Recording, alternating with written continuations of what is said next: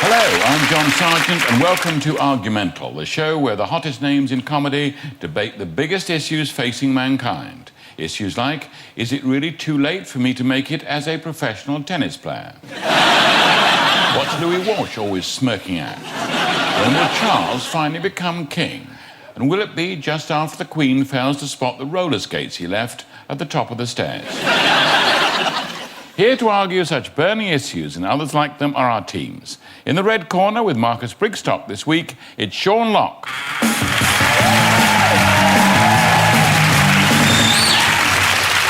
And joining Rufus Hound in the blue corner, please welcome Sarah Millican.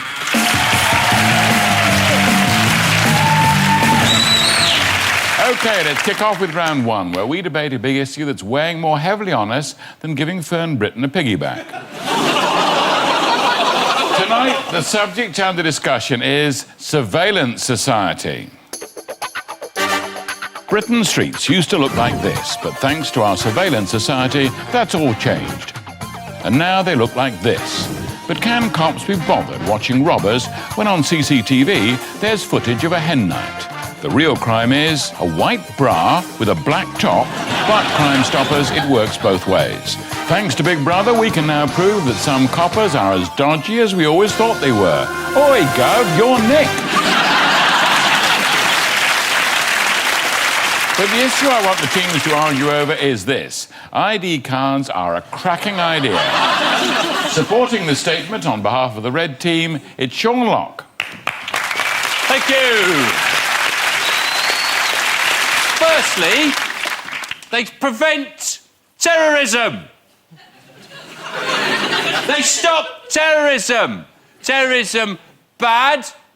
ID cards, terrorists. They beat us with the cards. Most other forms of ID are quite easy to fake, but the ID card will have biometric data in it, which is unique, like your fingerprints or your cum face. It's as unique as that. And that will be on the card. There it is.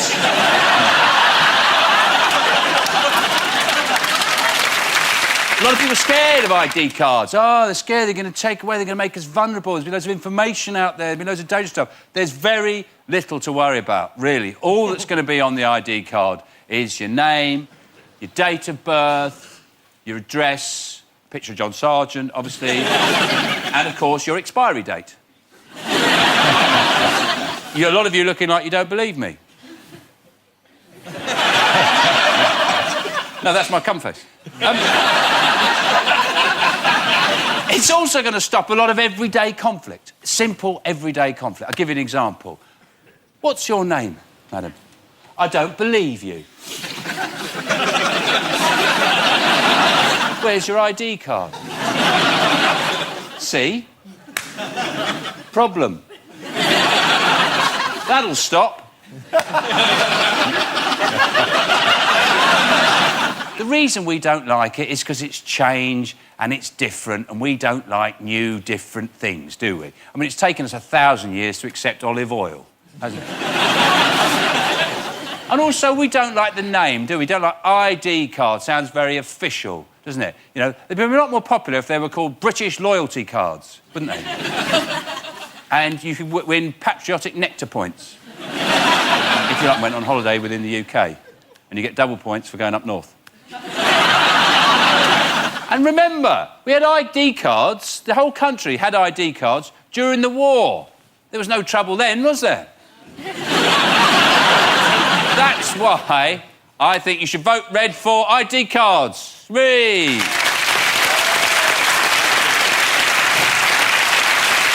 Thank you, Sean. OK, next up, opposing the statement and arguing that ID cards are not a cracking idea, it's Rufus Hound. Thanks very much. I'm here to tell you they're not a good idea, but that's obviously fairly impossible. How can I convince you people that ID cards are not a good idea? Because they haven't been tried before, have they? Nobody's tried ID cards before. They haven't been tried in communist Russia. They haven't been tried in East Germany. They haven't been tried wherever it is Tiananmen Square was. In the past, they didn't have terrorists. Whereas we all know the most effective way to combat terrorism is better administration. I don't know a single British person who, if you ask them what they think about the people who are in charge at the moment, say anything other than, and I bear in mind I'm on television, got to be very careful about the choice of word I use here, sods. Everybody thinks that the people in charge of this country are ruddy sods. Now, you in the audience might be thinking, surely you mean fucking but that would never be broadcast on television, and therefore you'll just have to go with me when I say ruddy sods. All ID cards do are help the ruddy sods in charge of us know more about us. I don't know if you're familiar with how the people in control use our data, but basically if you ever want to find out anything about yourself, just hang around in the back of a cab long enough and somebody will leave you a laptop. And now, the contract for designing the system that will tell us what we can and can't do has been given to IBM. Well, we've given them 250 million quid. Do you know the first biometric database IBM built? It was for the Nazis. I can only see one way this goes. IBM at some point will have to say the problem with ID cards is people keep losing them. At which point the people in charge have to say, well, maybe there's a better system where they won't lose them. And IBM will say, yeah, maybe we could put little numbers, just tattoos, on the inside of their arms. So, let's look at the people who like the concept of ID cards. The Nazis, the Stasi, communists, and bastards. Me and Sean. So, either vote for Sean, the Nazi, Stalinist, Chinese bastard, or vote for liberty and vote for the blue team!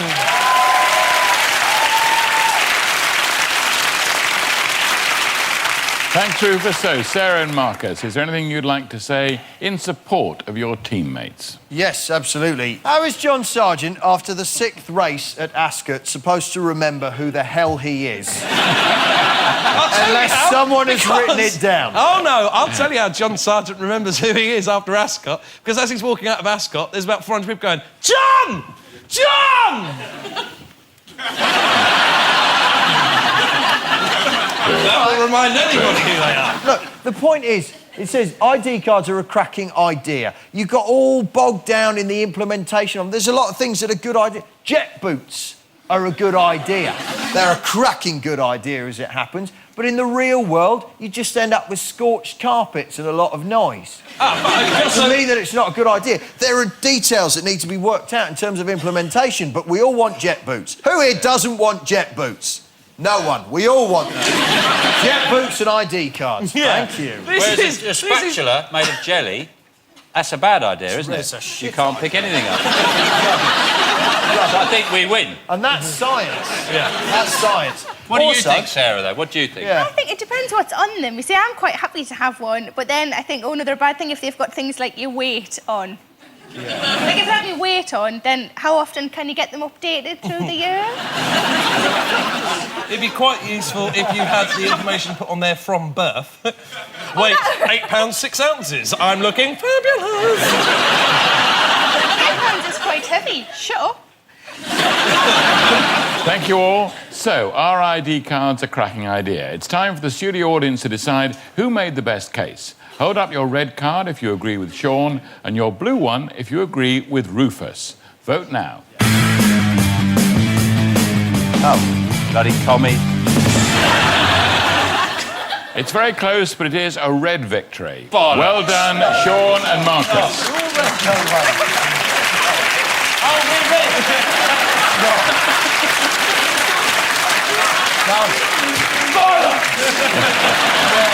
That's bollocks! Oh, it's us! Oh, thank you ever so much. Thank you.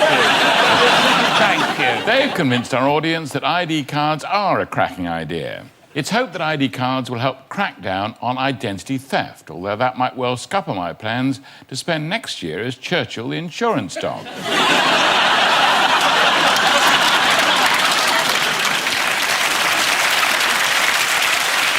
Our next round is called That's a Brilliant Idea. We're going to present our teams with a series of totally preposterous statements. It's our panellists' job to produce an argument in support of these statements. When I think they've made a convincing enough case, I'll press my buzzer and we'll move on.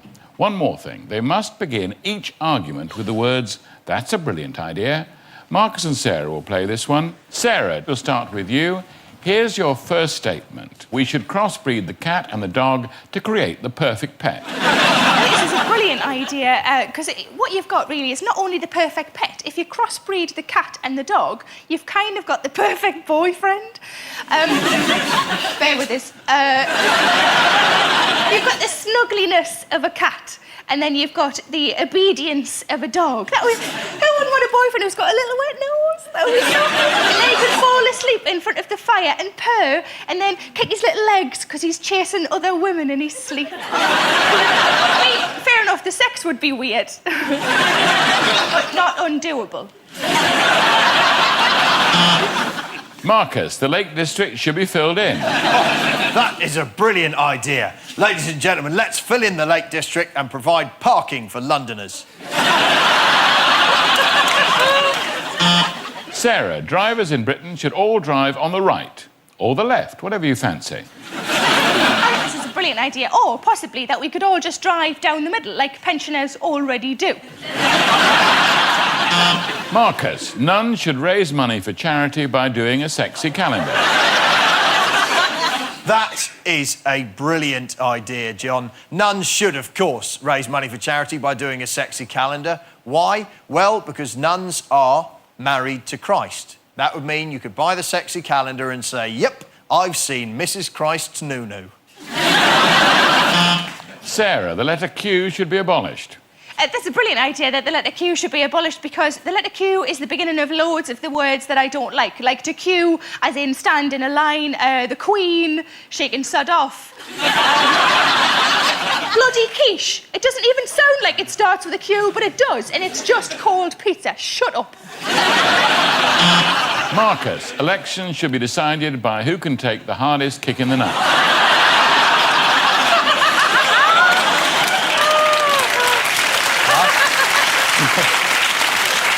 Do I even need to explain how and why that is a brilliant idea? Let's just picture for a second David Cameron. Ladies and gentlemen, whoomph.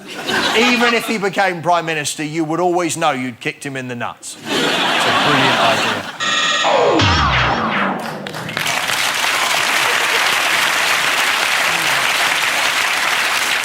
Well done, both of you, but who do you in the studio audience think was the best at proposing the preposterous? If you think it was Marcus, hold up your red card.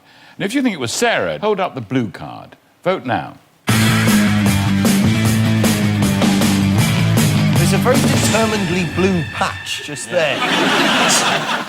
Well, it seems that Sarah was the most convincing, so well done to the blue team.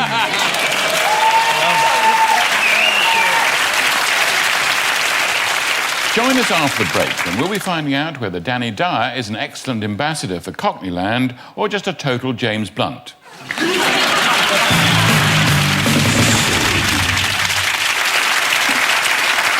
Welcome back to Argumental, a show that gets people more pumped up than me in my Muscle Beach days. Right, next up is Slideshow. One member of each team will again be debating a controversial issue, but this time I want them to illustrate their argument using a series of pictures which they've never seen before. Rufus and Sean, you're playing this one. Rufus, I'd like you to start by arguing that fake tan looks great. Here's your first picture. Fake tan looks great. Who knew that the Wicked Witch of the West, but for the bit of application of fake tan, looked vaguely human? Fake tan does look brilliant on anybody. I'm actually wearing a little bit on my nutsack. And where it did look like a wrinkled old man, it now looks like this.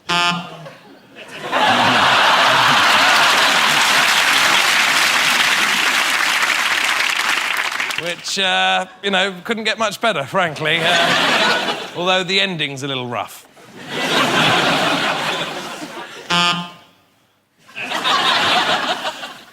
It's Katie Price again. I can't tan. I stay milk white, no matter how long I'm out in the sun. If I were to go out in the real sun for so much as a moment, I'd come out looking like a boiled tomato. But as it is, bit of fake tan, I look vaguely presentable, almost sexy. In fact, some people have said...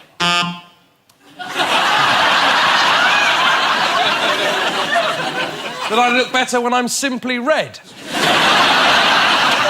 I think really what I'm saying about fake tan looking phenomenal could be summed up by this picture. And that is a man who used to be... Oh, no, it's... I thought that was Pete Burns, but it's not. It is a woman who looks phenomenal because, you know what they say, if you're not orange, you're just not trying, which is why fake tan looks great. Vote blue.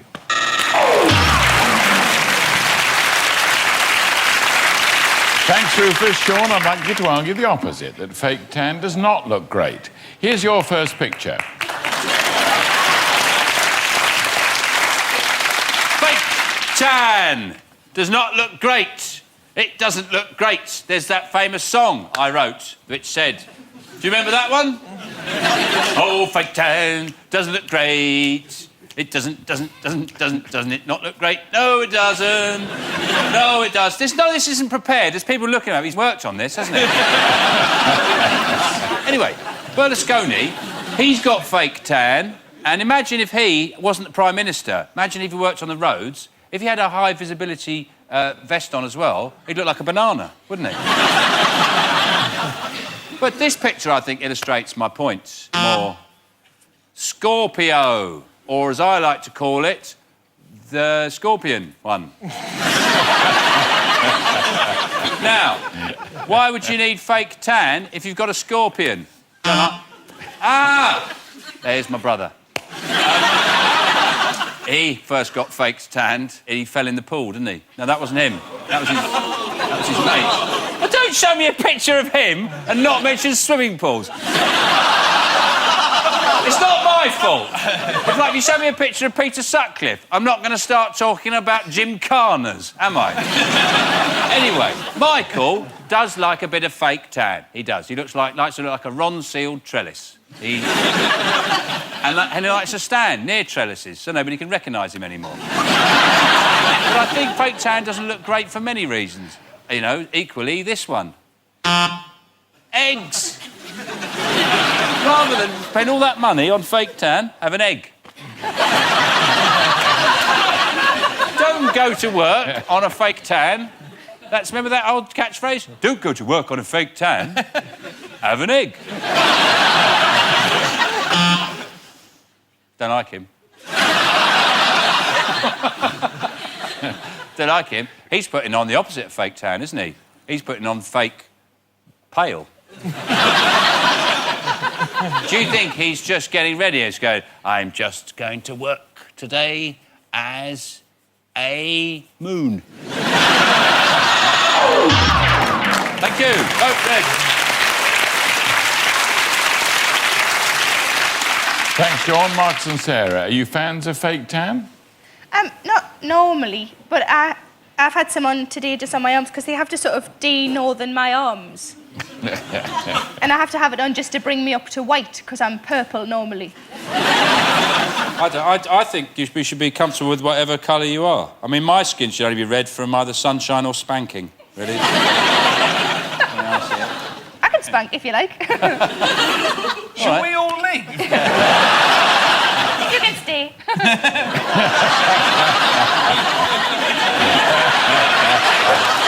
That makes me feel sick, though. John, you in? John? Absolutely. Yeah, Just everyone gets hit apart from me. Again. OK, thank you. So, does fake tan look great? It's time for our studio audience to decide who made the best case. It's a blue card for Rufus, who says it does, and a red one for Sean, who says it doesn't. Vote now. The eggs have it. A clear victory for the Reds. Well done, Sean. Thank you. Well done to you. Very wise. You convinced the audience that fake tan does not look great. There are many different types of fake tan, but ladies, they all do the same thing. Make you look like a slag.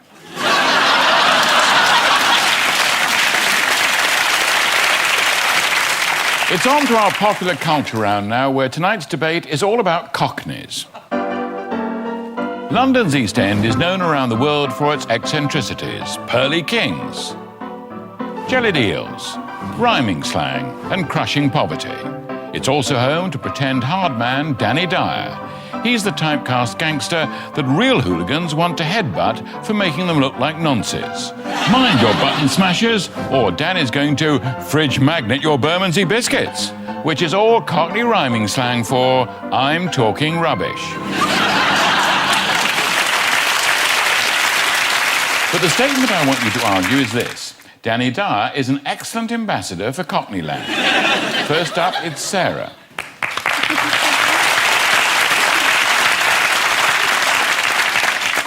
Danny Dyer is a brilliant ambassador for anything, basically. He's an inspiration to some people. I don't know if you know this. He recently inspired 50 Cent, the rapper, I know. And 50 Cent said, I was inspired to act because of Danny Dyer. Now, it might well be because he's gone, if he can do it, then so can I. Because 50 Cent's from Gateshead. And he does give people hope, though, because he looks like the kind of man who hasn't got many GCSEs, doesn't he? He sounds like the man who hasn't got any GCSEs. He reminds me remarkably of a boy I went to school with who once bit his wart off as a gesture of love. I didn't go out with him. I kept the wart. But he is an object of lust as well for some women, isn't he? Some women, nice lady there, would you take a pop at that? I don't know what that means. Fuck him? No. See, I think some women, you look like you might require wit and intelligence in a man, and I think women who aren't really bothered about that quite fancy him. Any man who's got a calendar is in with them, I think, generally. And his surname is also a review of his acting. Did you know that? He has got a Facebook group. The Facebook group is Danny Dyer, What a Knob. But there's only 2,000 people in it. And I know that there's definitely more than 2,000 people in the world. So that's a lot of massive fans of Danny Dyer. And also, contrary to popular belief, I think maybe he's not as much of a merchant banker as everybody thinks he is. Both blue.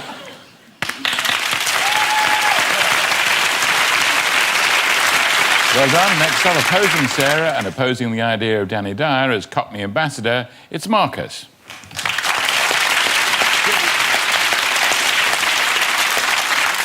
If this is an ambassador for Cockneyland, it's disappointing. He should have whelks dribbling out the corner of his mouth and jellied eels in his pocket and crime on his shoes and all, like it's some sort of pearly outfit. You can't walk like that when you've got your hands folded in front of you. They've got to be out like that. It'll be a proper Cockney geezer. What the hell is Cockneyland? That is the shittest theme park I've ever heard of in my entire life. And I've been to World of Leather. So, one way you can tell whether someone's a Cockney is if they describe fights that happened in the past in the present tense. That's the best way of knowing. They'll say, right, me and the lads, we went down to Boozer last Wednesday night. We've walked in. Oh, hang on, you've switched tenses there. Yeah, we've walked in. This fella at the bar, he's giving it that. I've come up like this, stood right in front of him. The tenses are going everywhere now. I've seen Adam come straight over the bar, bosh, crunch on the back of his neck. His clavet all up the walls. See? He's not an ambassador for anything. Where's the Ferrero Rocher? None. What is the basic requirement of an ambassador? It's Ferrero Rocher. Right? And a Cockney one, he'd have one in each hand. Hey, look at that. Hey, Ferrero Rocher. Lovely. Look at it, like a pair of gold bollocks in it. And that, ladies and gentlemen, is why Danny Dyer is not a great ambassador for Cockneyland. Vote red. Thank you.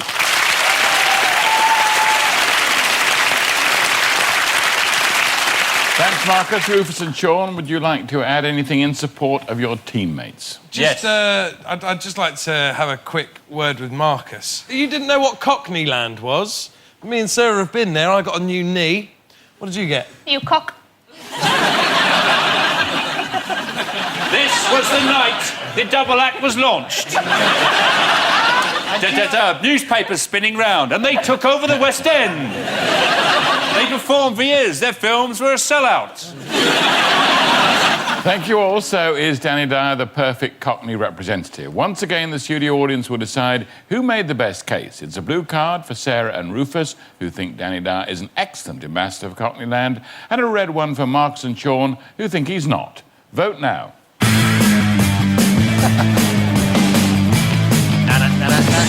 Hey! So that's a clear win for the Reds. Well done, Marcus and Sean. They've convinced the audience that Danny Dyer is not an excellent ambassador for Cockneyland. Of course, Danny Dyer is a successful actor. What I admire most about him is his physical versatility. 1 minute he's a dick, the next he's a knob, and then he's an arse. So at the end of that round, Marcus and Sean are in the lead. Time now for the final round and a last chance for our teams to show just how argumental they really are. I'm going to show them a series of images. All they have to do is suggest what argument the picture is proving. OK, here's your first one. Is that halal? It's pronounced Halliwell. All right. Is it Zoo Magazine's approach to dealing with swine flu? It's funny, I can see 2 wellies, 4 trotters and 1 camel toe.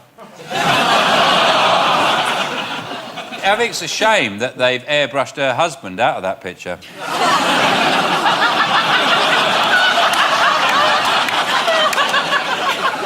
He said, there's nothing I like better when she's washing the pig. When they sneak up behind her. Next. Oh, isn't it? That's an argument for a new away kit.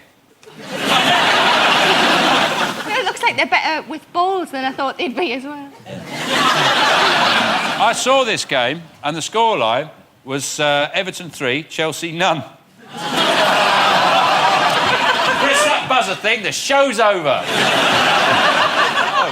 Here's another one. Wow, here's an argument that the Pet Shop Boys have let themselves go. There you go, there's happy, dopey, sleepy, fuckwit and spanner.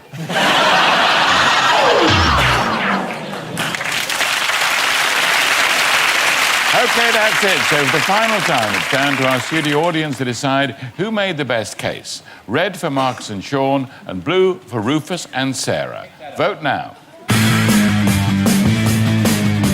Oh, that is a surprise. So I can tell you the red team have won the round, which means this week's winners are the red team. Well done, Marcus Brigstock and Sean Locke. Commiserations to Rufus Hound and Sarah Millican. That's all we've got time for. Good night.